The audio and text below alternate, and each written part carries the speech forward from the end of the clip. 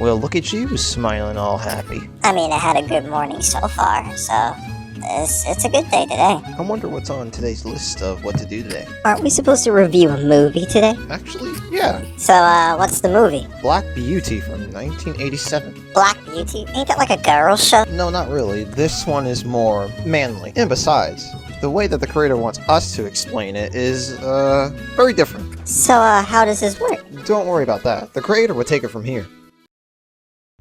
And indeed, the creator is talking. The guy that takes 5,000 years in order to put videos and shorts up here. But yeah, I'm here and I'm back. Fresher and better than ever. Got characters talking, you know, for the intro. That's kind of sick, right? Anyways, regardless. So why am I explaining or trying to talk about Black Beauty, and specifically this cartoon? I just want to put it as an excuse in order to talk about it. And I'm just revisiting it for so long, and I feel like you can gain so much more wisdom by looking at old things such as these or this that I'm going to try to explain. And there's 4 scenes I'm going to explain of kind of like the stages, I guess, of just how human life is no matter what age you are, and how to try to explain it in my point of view through a cartoon that I haven't really watched in so many years. Hopefully you guys at least see what I'm coming from. And if you don't, then I gotta get back to the drawing board of how to explain things. So I hope you guys enjoyed the video, and I hope you guys, again, just see where I'm coming from when it comes to explaining all this stuff.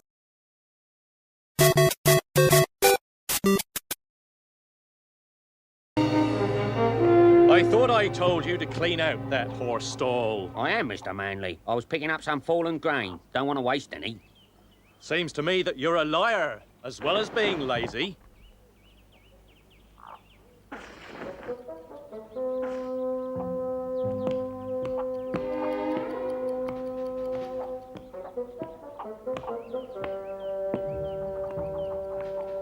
And a thief, Mr. Manley. Let's not forget that. And a thief.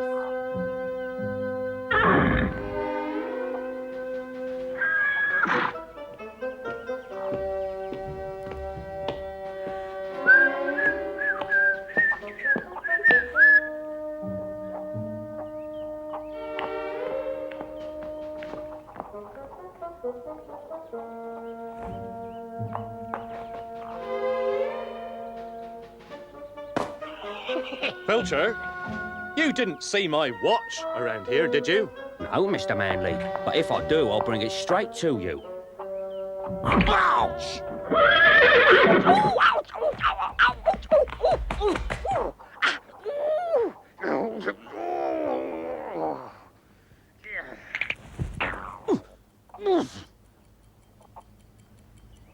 Well, my, Mr. Filcher. As you already seen in the scene, the boss, which is Mr. Manley in this instance, and Mr. Fletcher the worker, basically does, boss and worker things. Boss caught the worker slacking and rebukes him, puts him back to work. But he drops his pocket watch while doing so, and proceeds to leave. Rat Longnose picks it up.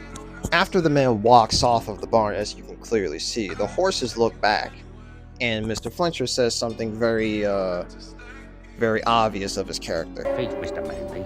Let's not forget that. And a thief. Then Black Beauty stares onto him, literally disliking his whole plan that he's cooking up.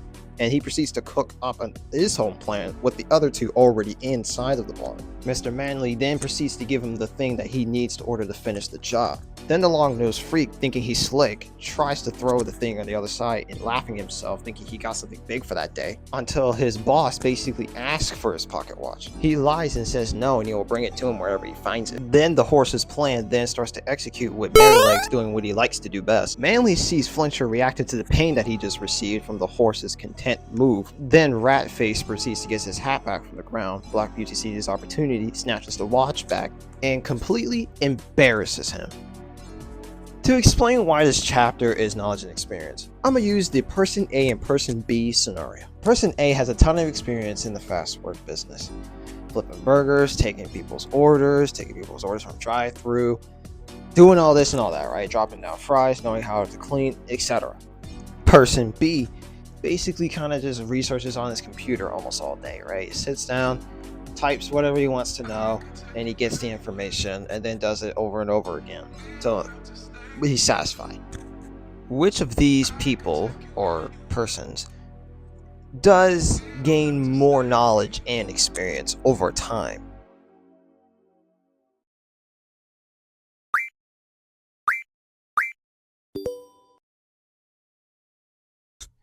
If you picked person A, you would be correct. His skills can be transferred, and through the experience, he gains knowledge over time with anything. Anything, experience can give you the knowledge, but if you try to get knowledge first and then do the experience, you basically cut yourself off. So that's why person B is not correct. You can have all the knowledge in the world and still be useless. You can be having a knowledge of being a father and still be a bad father. You can have all the knowledge of being an A+ student, but yet still be maybe like a B or even possibly be an F if you don't put the effort into it. Experience gives you the knowledge because you put not only effort into it, the knowledge is actually being tested. You have to test the knowledge by doing experience. And without experience, the knowledge is pretty much useless. It's just a bunch of words or a bunch of text on paper. Now, why is this being compared to the Black Beauty movie? Well, if you see Black Beauty, look at the way he looks at him. He's pretty content in getting that watch back. He knows that. And the two horses know that this dude's not only hecka clumsy, but not self-aware at all. So they can use that as a window of opportunity to get the person's attention. That's the knowledge that they can use in order to get their human's attention. And Black Beauty having the self-confidence to bring the watch back to his new owner to prove himself. The category of this thing can be completely different, especially to the scene, but I'm trying to link it, not really try to, but I want you to see from my perspective about the same thing about knowledge and experience. If you get the knowledge first and then try to get the experience second, it may actually not just flow. Reason being is because of the fact that if you get the experience first, not only you will get the knowledge, but then you may end up using that experience and knowledge in order to transfer into other things that you may like or you might need later on. But if you get the knowledge first, you may accidentally cut yourself off from doing the experience, because if you know what's gonna happen, then why would you dare do the same thing?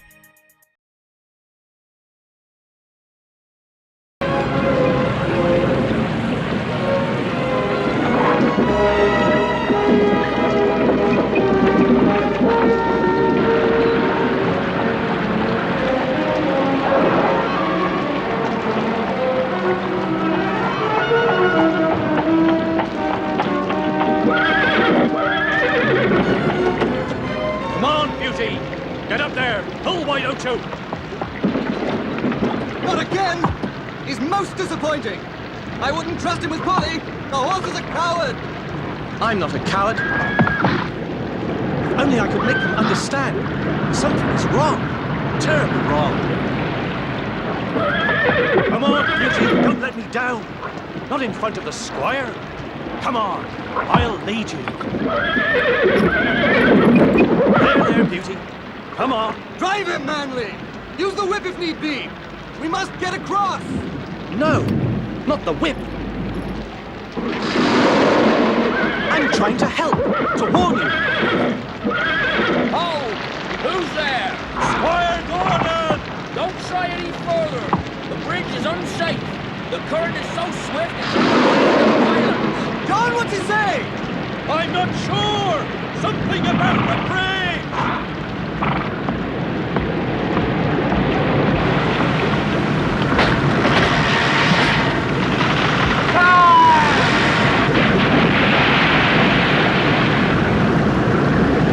Hang on, John!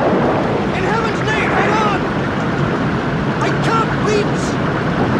It's too far! The reins! Throw me Beauty's reins!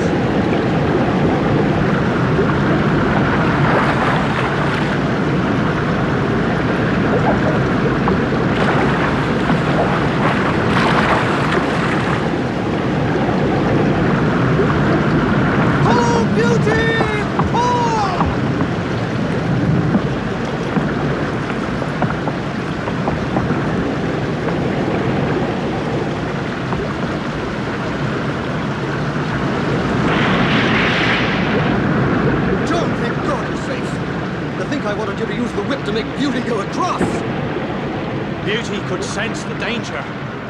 I should have trusted his horse sense and not been so impatient. Black Beauty saved our lives. And bravely so. Yes, John. Bravely so. Discernment. An ability to judge well, or in a Christian definition, perception in the absence of judgment with a view to obtain spiritual guidance and understanding. Discernment basically helps us dodge certain things, like from heartbreak, from experiencing early trauma, or I don't know, maybe from other stuff, right? But it prevents us from getting damaged no matter what it is or what it takes. And it pretty much, again, helps us from even dying.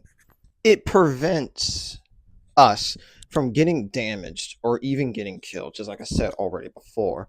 And then on top of that, it prevents also other people from getting hurt.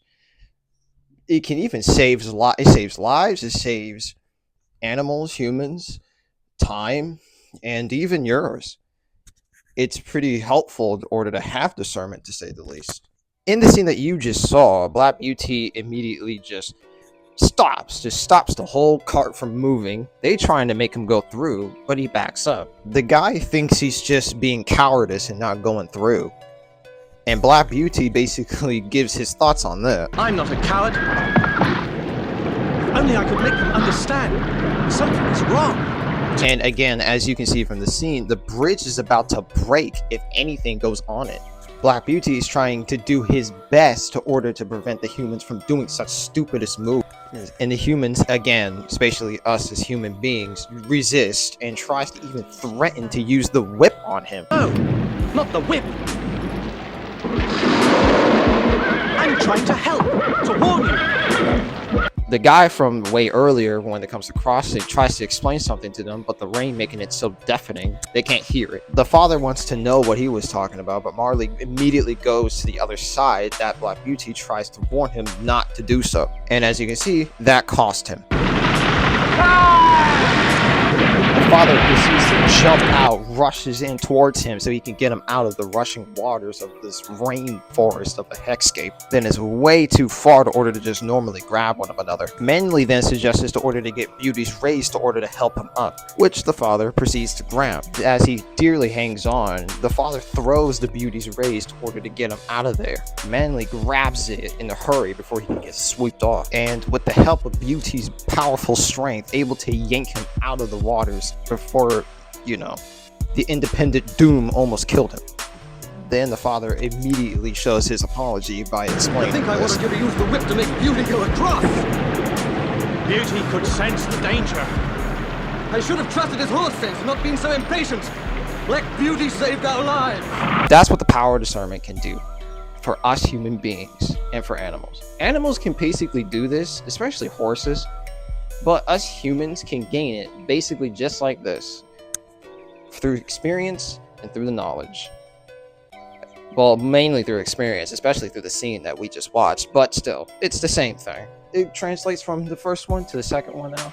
Now, on to the third one.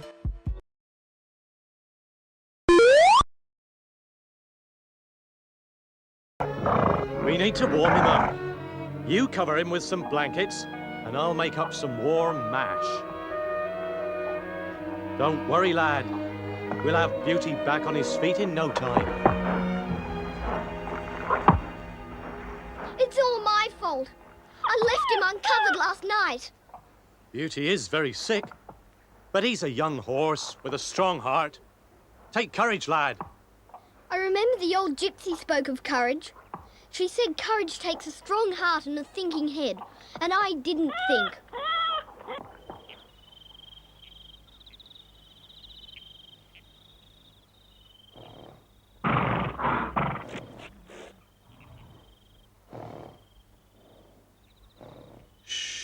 How is Beauty, John? He's sinking, I'm afraid, sir. But the next few hours will tell if he's going to pull through. John, you've been up all night. Bertie and I'll stay with Beauty now. You get some sleep. Thank you, sir. How's Miss Polly? Sleeping peacefully. She's over the worst, thank God.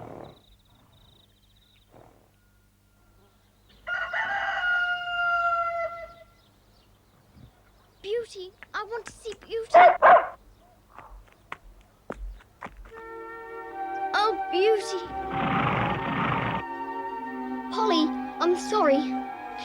It's all my fault. Polly, you must go back to bed. Dr. White says you have to stay there for a few days at least. But Black Beauty needs me. Black Beauty has John and Bertie to care for him. I don't want Bertie to go near Black Beauty. See what he's done to him. I'll never forgive you if Beauty dies. I cannot allow my illness to come between Polly and Bertie. I have to get up. I hate you. I hate you. John! Easy, Beauty. Easy. That's it. Come on, boy. Carefully. Oh, Beauty, you're going to get better. And if you're going to get better, you've got to go straight back to bed.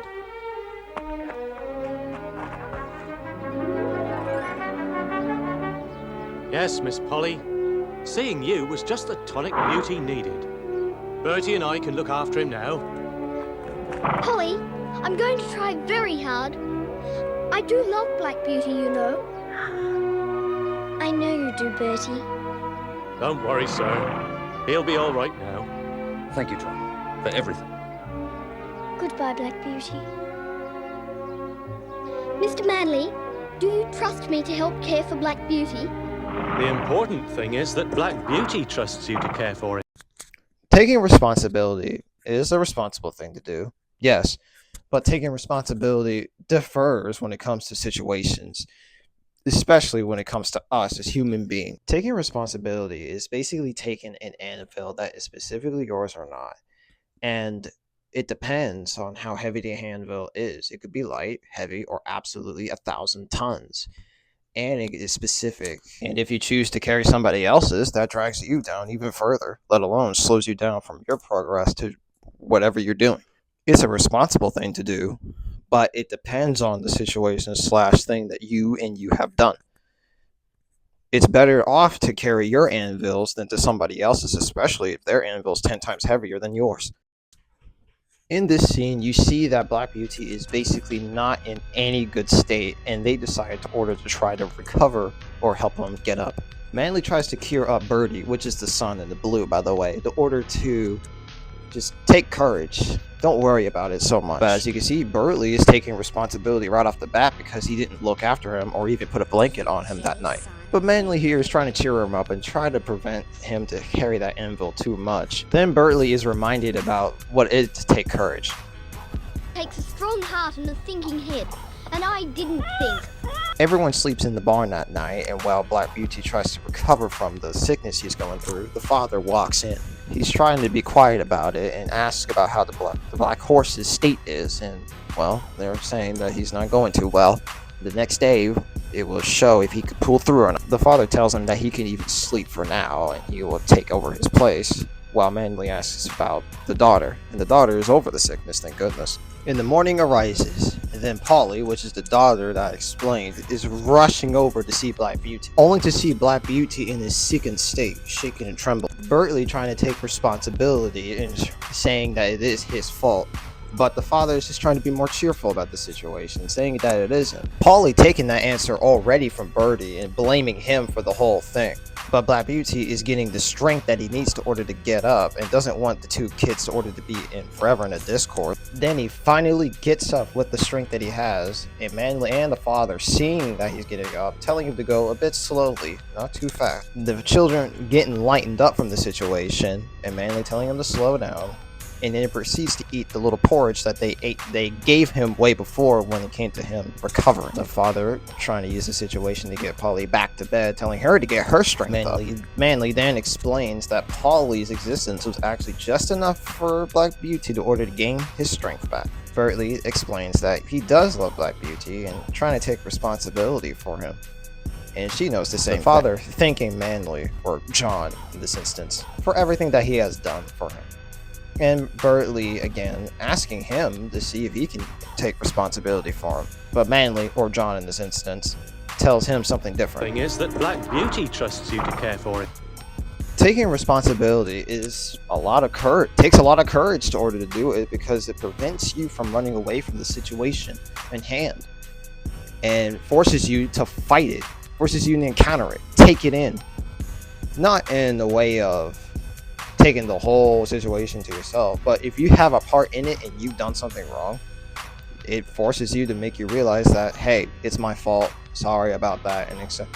Alright. And the results or the answers from that, it's random from there, but taking responsibility takes a lot of courage because it forces you to realize what you need to do or what you need to take when it comes to your part, and etc. Look, the final scene, I mean, dude, there's no explanation, no life lesson, no nothing. It's just Jesus and I basically editing together. Because low-key, this whole video was helping me able to actually get closer to Jesus and closer to God in general. And I hope you guys enjoy the editing that he helped me with, along with a bit of my brain as well. Again, enjoy the video, enjoy the editing. This is how you crack a whip. Gee up, pussy! That's how to use a whip. And now for this bag of bone.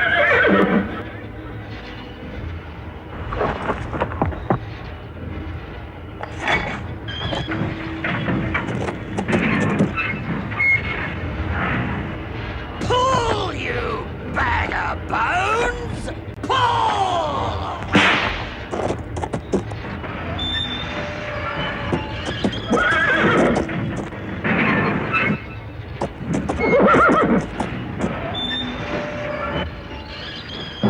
Hey, what?